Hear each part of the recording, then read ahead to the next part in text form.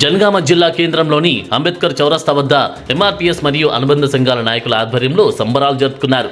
ఈ నేపథ్యంలో జనగామ శాసనసభ్యులు పల్లా రాజేశ్వరరెడ్డి ముఖ్య అతిథిగా పాల్గొని అంబేద్కర్ విగ్రహానికి పూలమాల వేసి అనంతరం వర్గీకరణ పోరాటంలో తమ ప్రాణాలు కోల్పోయిన వారి పట్ల సానుభూతి తెలుపుతూ 2 నిమిషాల మౌనం పాటించి 30 ఏళ్ల అలుపెరుగని పోరాటం చేసిన పద్మశ్రీ ఎంఆర్పీఎస్ వ్యవస్థాపక అధ్యక్షులు చిత్రపటానికి పాలాభిషేకం చేశారు.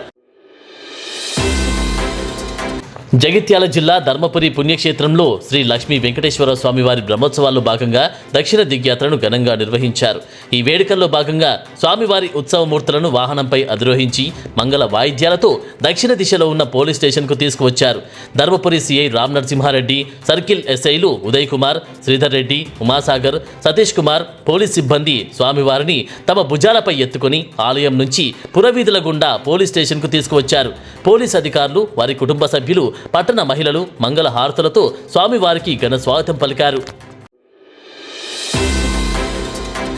ఎస్సీ వర్గీకరణ బిల్లును తెలంగాణ అసెంబ్లీలో ప్రవేశపెట్టిన సందర్భంగా వర్ధనపేట ఎమ్మెల్యే కేఆర్ నాగరాజు మాట్లాడుతూ ఈ బిల్లును తీసుకువచ్చిన ప్రభుత్వానికి అభినందనలు తెలిపారు. ఎస్సీ వర్గీకరణ చేపట్టిన ఘనత కాంగ్రెస్ పార్టీకి దక్కుతుందన్నారు. 30 ఏళ్లుగా ఎస్సీ వర్గీకరణ కోసం ఎదురు చూస్తున్నామని, తమ జాతులు అనాదిగా ఊరికి చివరనే నివసిస్తున్నాయని ఆయన ఆవేదన వ్యక్తం చేశారు. 40 ఏళ్లుగా రావణ కాష్టంలో ఉన్న సమస్యలకు ఈ బిల్లుతో పరిష్కారం లభిస్తుందని ఆయన ఆశాభావం వ్యక్తం చేశారు. గ్రామాల్లో ఇంకా ఎస్సీ ఎస్టీల పట్ల వివక్ష పోలేదని ఆయన తెలిపారు. వరంగల్లో ఉచిత ఆర్థోపెడిక్ వైద్య శిబిరం నిర్వహించబడింది. Rotary international club, inner club ఆధ్వర్యంలో యశోద హాస్పిటల్ సహకారంతో ఈ శిబిరాన్ని నిర్వహించారు. Doctor CR Harish, doctor Keerthi Paladugu, senior consultant orthopaedic surgeons, Yashoda hospital, హైటెక్ సిటీ ఈ శిబిరంలో రోగులకు వైద్య సేవలు అందించారు.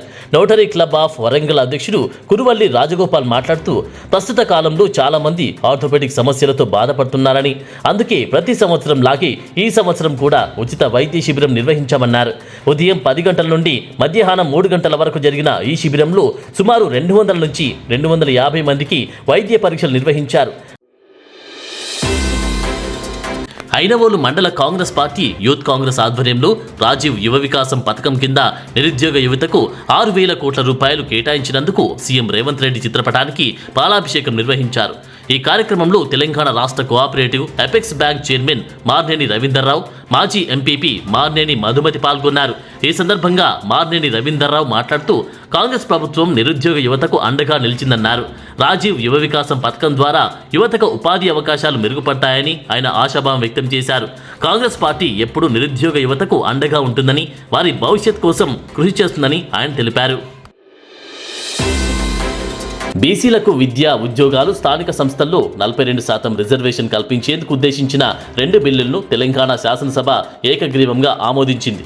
ఈ సందర్భంగా నర్సింలపేట మండల కేంద్రంలో కాంగ్రెస్ పార్టీ శ్రేణులు సంబరాలు చేసుకున్నాయి. సీఎం రేవంత్ రెడ్డి, మంత్రి పొన్నం ప్రభాకర్, డోర్నకల్ ఎమ్మెల్యే రామచంద్రనాయక్ చిత్రపటాలకు పాలాభిషేకం చేశారు.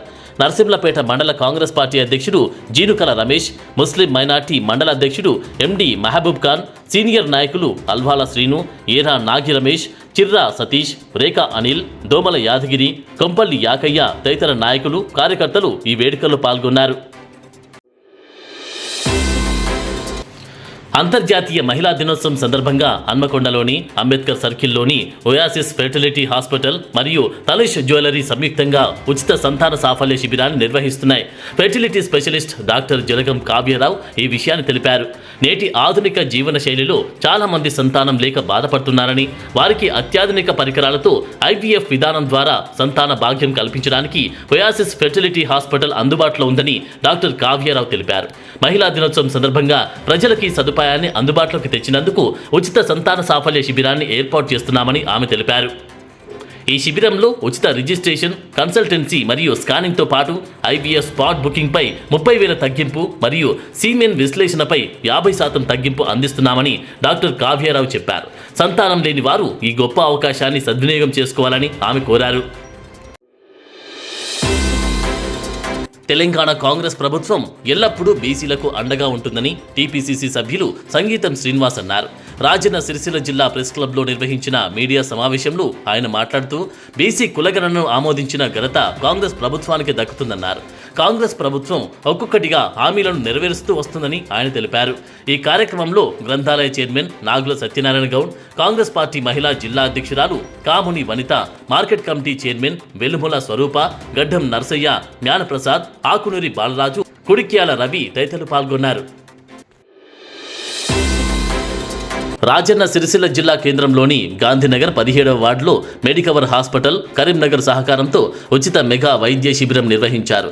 మాజీ కౌన్సిలర్ గుండ్లపల్లి నీరజ పూర్ణచంద్ర ఆధ్వర్యంలో ఏర్పాటు చేసిన ఈ శిబిరానికి స్థానికుల నుంచి విశేష స్పందన లభించింది. శిబిరంలో ఎత్తు, బరువు, బీపీ, షుగర్, ఈసీజీ పరీక్షలను ఉచితంగా నిర్వహించారు.